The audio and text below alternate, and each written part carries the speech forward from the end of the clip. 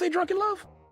I don't know. I love Beyonce, but I have not. Mariah just flew in from her own planet. I'm telling you, this is Mariah's. From my own planet? Yes, I did. yes, absolutely. People have always whispered that Beyoncé and Jennifer Lopez climbed to the top by stepping over a few queens along the way. But could it be that the queen they stepped over was none other than Mariah Carey? Not by accident, not by timing, but through cold, calculated moves to erase her. And y'all, the latest whispers, they might be coming from Mariah herself. Let's rewind for a second. Back in the 90s, Mariah wasn't just famous. She was the moment. She was the charts, the voice, the glam, and the boss. She wrote her own songs, produced her albums, and crafted an image that she controlled. And that was no easy feat in an industry that barely let women breathe, especially black and biracial women. But Mariah, she didn't just survive it, she dominated it.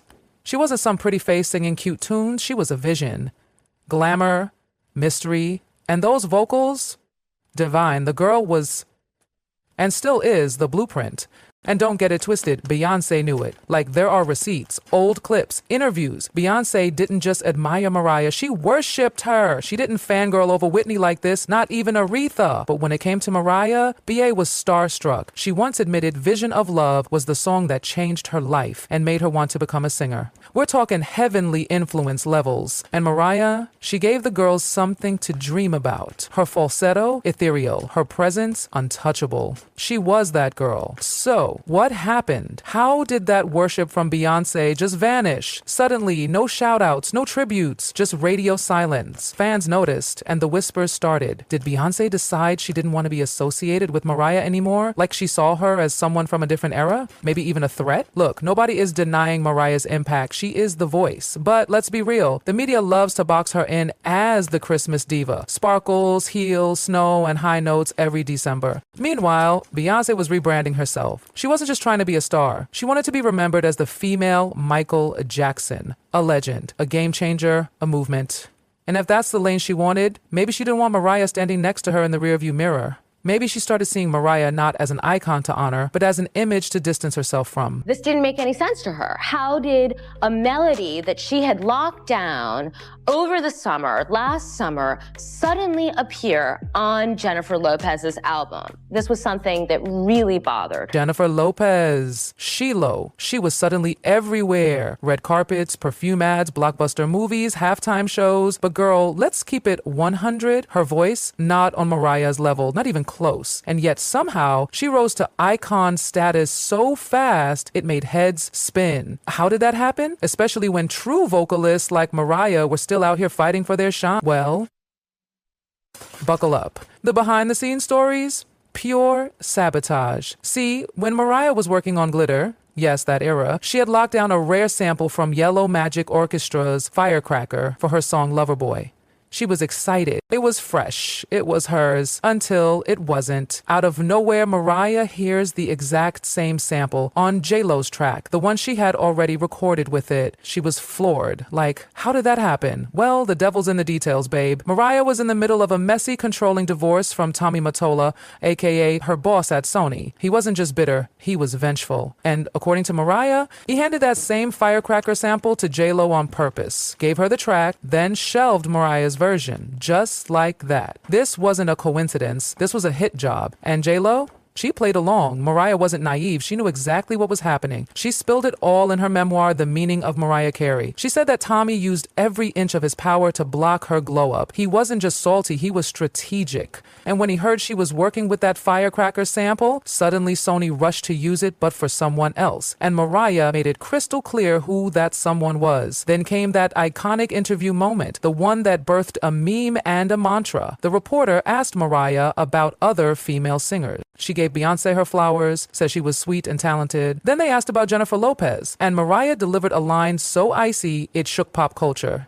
I don't know her, legendary. But sis didn't stop there. On Larry King Live in 2002, Larry went straight for the drama. Asked Mariah if there was beef with J.Lo, and Mariah didn't flinch. She said, there's no competition if the other person can't sing. Die kenne ich nicht. Rivalries, but I don't think she has anything to do with me. I mean, my whole thing is singing, writing songs. Yeah, and, I've been doing this, my whole life. Singing is first and foremost. It's a God-given talent that I'm grateful for. Her thing is up. Let's flash forward to a Talk magazine interview. The reporter mentioned J.Lo gets 8 hours of sleep every night. Mariah, she clapped back with the kind of shade only legends throw. If I had the luxury of not having to sing my own songs, darling, I'd do that too. Oof. It wasn't just shady, it was surgical, and honestly, she had a point. The rumors about J.Lo's vocals have been swirling for years, and when we say vocals, we mean whose vocals?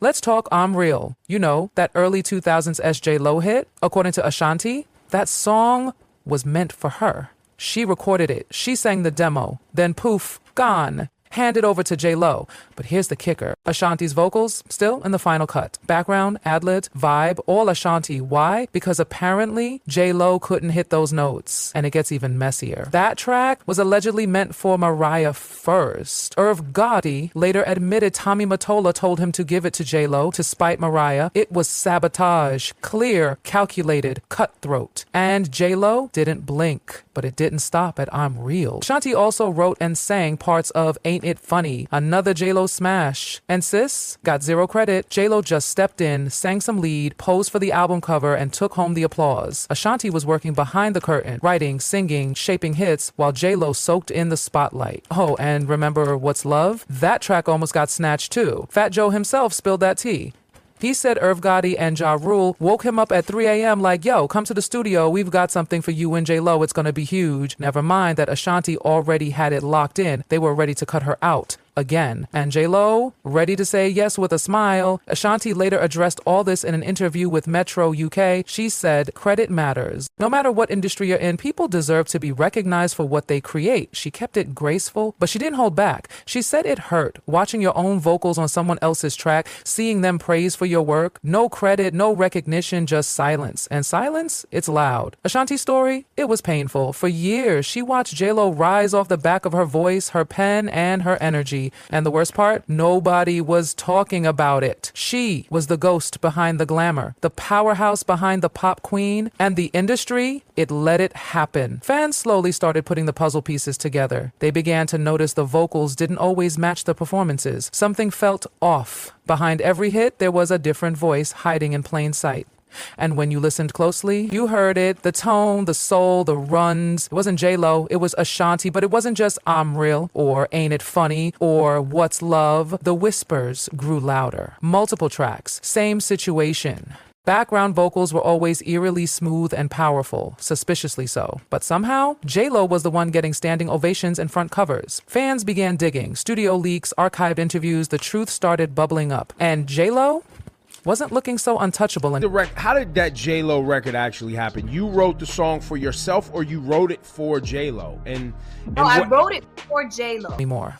Ashanti eventually confirmed it herself. Yes, those were her vocals, still in the mix, still playing on the radio, still uncredited. She was erased, but her voice wasn't. It haunted the hits. And finally, people started waking up. Now, we're in a different era. One where the internet connects the dots, where artists speak their truth. And Ashanti, she's done being silent. She's reclaiming her story. She said it best. Credit matters, especially now when everything is smoke and mirrors. And you know what? She was right. For decades, the music industry has thrived on smoke and mirror. Beautiful faces, catchy tunes, and polished visuals, but at what cost? Ashanti wasn't just writing lyrics. She was pouring her soul into songs that someone else lip-synced to, and she wasn't the only one. There's a list, a long one, of black and brown women who gave their magic to the industry only to be hidden behind someone else's shine. And let's be real, some of those whispers follow Beyoncé too. Yep, even Queen Bee hasn't escaped the drama.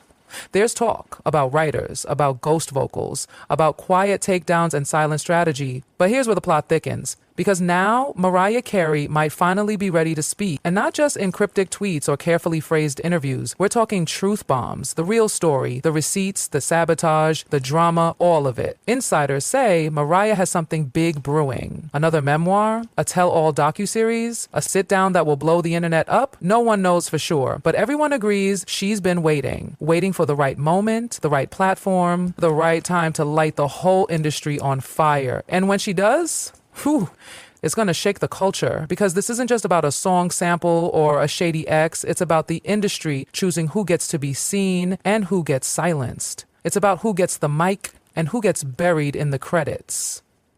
And Mariah, she's been watching it all, silently, patiently, taking notes. She's the one who lived it. And if she's really ready to talk, Beyoncé, J.Lo, Tommy Mottola, everyone might want to buckle up because the questions are loud and they're not going away. Was J.Lo just a pawn in Tommy's twisted game against Mariah? Did Beyoncé distance herself from Mariah to build a more polished, MJ-like legacy? Did the industry reject Mariah not because she wasn't talented, but because she was too powerful, too raw, too in control? And maybe the biggest question of them all, will Mariah finally name names? If she does, it won't just be a tea spill. It'll be a tsunami. We're talking legacy-defining revelations. Decades of drama wrapped up in one explosive truth. And let's be honest, we deserve to know. Mariah's fans have been loyal from day one. They've watched her get boxed into one-liners and Christmas memes, while the girls she paved the way for walked red carpets in gowns she helped stitch together. They've seen her heart get broken, her image picked apart, and her voice doubted, even when she was the blueprint. But now, the moment's shifting. Ashanti speaking up. The truth is surfacing. And Mariah, she might be about to snatch the mic back one last time, and baby, when that moment comes, we'll be front row. We'll be front